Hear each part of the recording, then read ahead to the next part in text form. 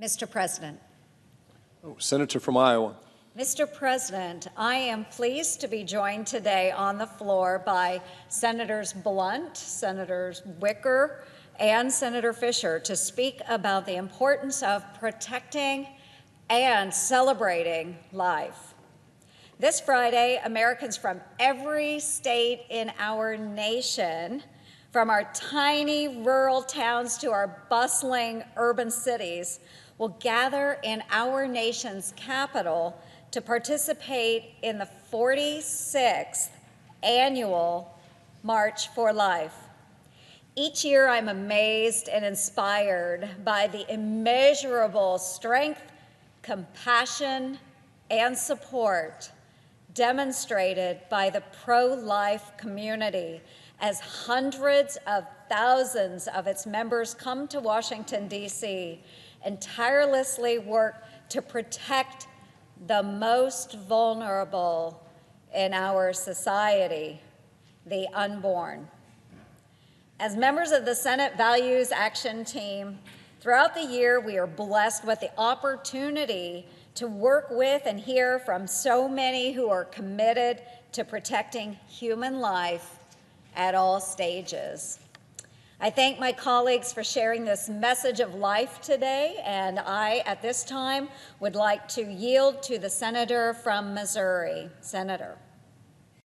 Thank you, Mr. President. Senator from Iowa. Thank you very much to my colleagues, the senator from Nebraska, senator from Mississippi, as well as our other colleague, the senator from Missouri. Thank you for joining us on the floor today to express our support for those that march for life. Thank you so much. As my colleagues can attest, the invaluable message being shared by the pro-life community this week has implications far beyond that of simply the March for Life. As I travel across my home state of Iowa, I see this life-affirming message in our pregnancy resource centers, maternity homes, and adoption agencies. These comprehensive on-the-ground services provide women and families with service options that are changing and saving lives every single day. These life-affirming services are the foundation of the pro-life movement across our nation, and I sincerely thank those centers and agencies for their critical work to fight for vulnerable lives throughout the year. I see this same message in the remarkable stories of individual families, such as the Pickering family from Newton, Iowa. I've had the opportunity to share the phenomenal story of Micah Pickering on the Senate floor before. And as you may recall, Micah was born at just 20 weeks post-fertilization. He was only about the size of a bag of M&Ms, the size of the palm of my hand.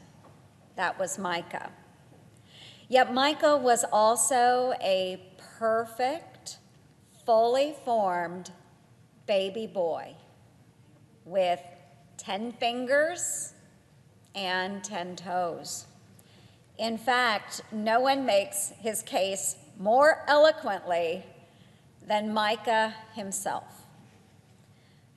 When I first met Micah,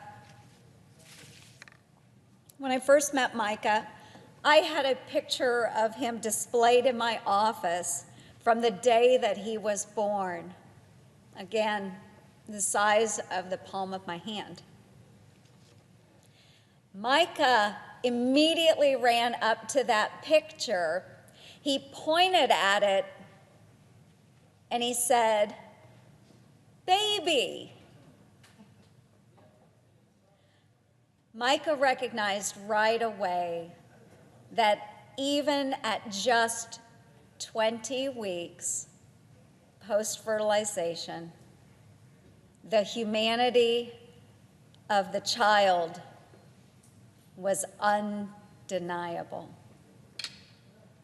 Micah's parents and the doctors and nurses at the University of Iowa hospitals and clinics recognized this humanity as well and were dedicated to his survival.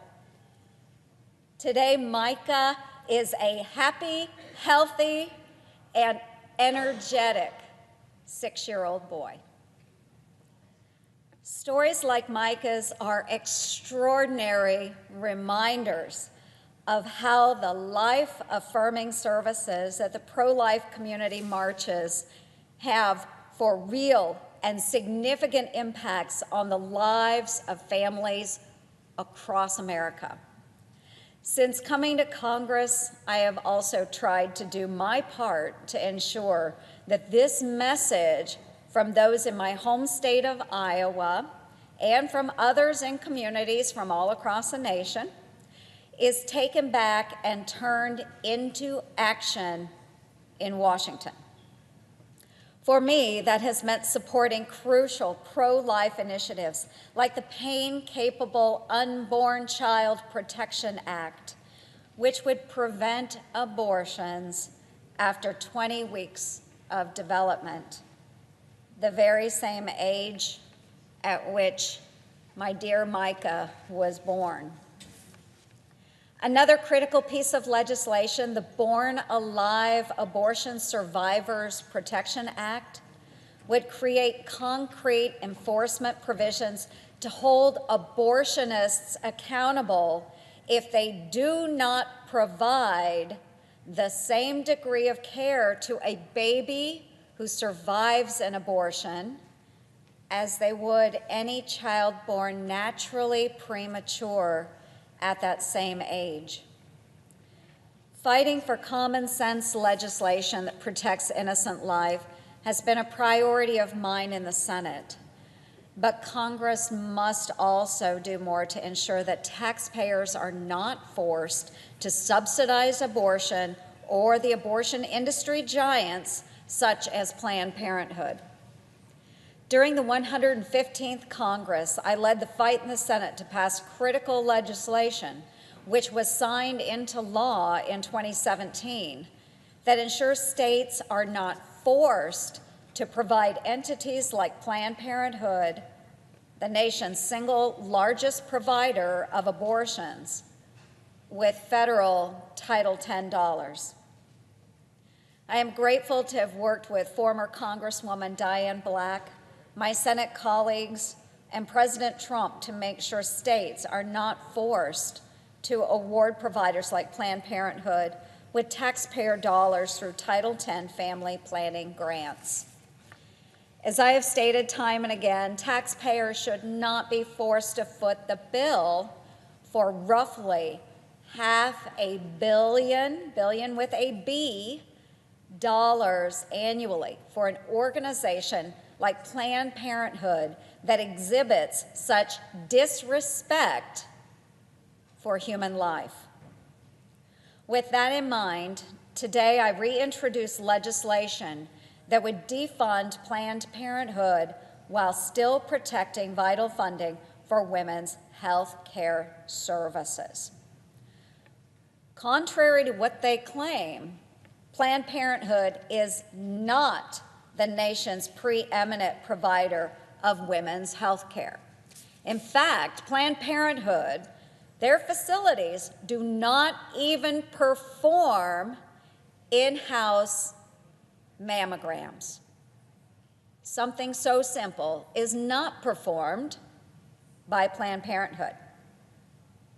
On the other hand, just as my colleague, the senior senator from Nebraska, stated, community health centers continue to greatly outnumber Planned Parenthood clinics nationwide and provide more comprehensive preventative and primary health services, including cervical and breast cancer screenings, diagnostic laboratory and radiology services, well child care, prenatal and postnatal care, immunizations, and so much more.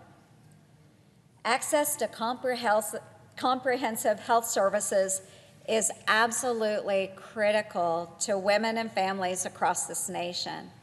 And federally qualified health centers offer such services regardless of a person's ability to pay.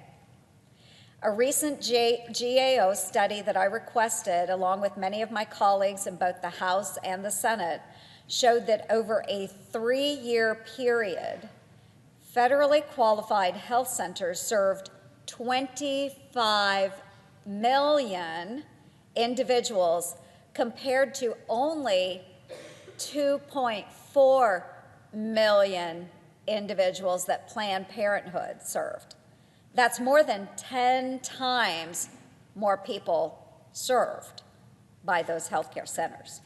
Furthermore, a recent Marist poll shows that 54% of Americans do not support taxpayer dollars going toward abortions. While there are federal regulations that prevent federal dollars from directly covering abortion, these laws are governed by a complicated patchwork of policies and funding riders that must be reapproved during the appropriations processes every single year. Since 1976, the Hyde Amendment has been attached to appropriations bills in order to block federal funds from paying for abortion. However, this policy, which once drew widespread bipartisan support, has recently been under attack. For the first time ever, the Affordable Care Act authorized and appropriated funds that bypassed the Hyde Amendment funding restrictions. In 2016, the Democratic Party added the repeal of the Hyde Amendment protections to its presidential platform. The Hyde Amendment is a long-standing and critical provision that protects federal dollars and ensures taxpayers are not footing the bill for abortion procedures.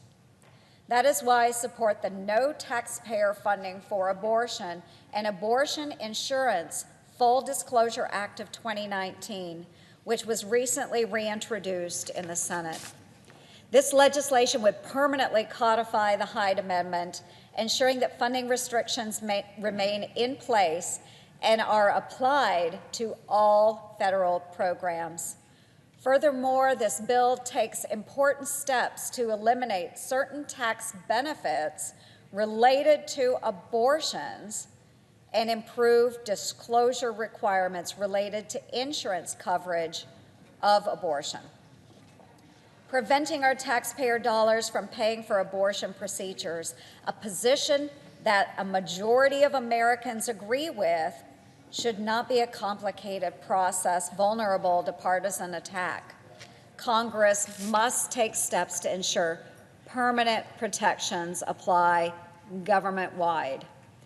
As such, I urge the Senate to consider the No Taxpayer Funding for Abortion and Abortion Insurance Disclosure Act on the floor in order to protect not only our taxpayer dollars, but the innocent lives of our most vulnerable. I appreciate all of the marchers that will be coming to Washington, D.C. in the following days and spending their time in a most worthy effort, which is our annual March for Life. God bless them all, of course. God bless my Iowans for that journey. And thank you so very much, Mr. President. And I would yield the floor and note the absence of a quorum.